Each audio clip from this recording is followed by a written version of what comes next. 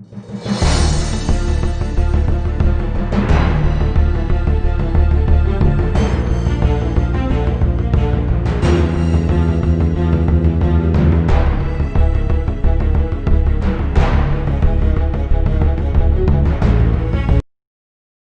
is China, which is launching its first solo expedition, aiming to send in one go as much equipment as the US did in several missions to potentially find evidence of past or present life.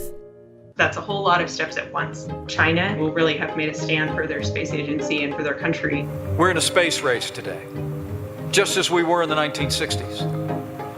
And the stakes are even higher.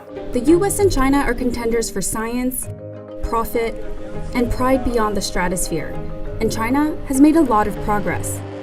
Since 2018, it has sent more rockets than any other country, and has become the second biggest spender in space programs behind the US. Here's what China is aiming for in space and how those plans can challenge the US. In China, since you have a continuance of a Communist Party of China, its ability to focus on one mission spans 10 years.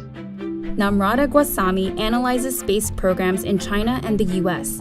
She says China's space program's greatest advantage is that once the single-party government sets a long-term goal, plans are unlikely to change. For instance, China is scheduled to set up mankind's first permanent lunar base in 2036. Experts say China envisions the moon becoming a sort of pit stop and gas station, charging other countries to refuel spacecrafts that need to reach farther destinations. Meanwhile, NASA, Congress, and the wider space community have debated for decades whether to refocus on the moon. In the US, the problem is that you have a change in perspective with a change in administration. Obama said that we do not need to go to the moon anymore. We've been there before. Suddenly you have Trump come in and he argues that no, we need to go back to the moon. It's a moon to Mars. While the debate continues in the US, China is breaking new ground. It landed a robotic explorer on the moon's far side last year, something no other country has ever done before. The first step is the moon. China wants to make this step very solid and to build our ability and to get a good technology, and then we can go further. Longshou says China's Chang'e 5 probe launch later this year could return lunar samples to Earth and help advance research into turning them into rocket fuel.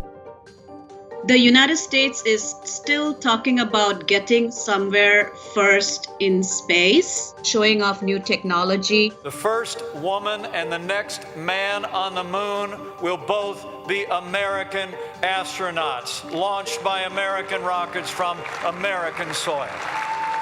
But the one advantage the US may have is a number of collaborations between NASA and private space companies led by high-profile billionaires. The space agency has signed billion-dollar partnerships to do things like sending NASA astronauts and space tourists into orbit.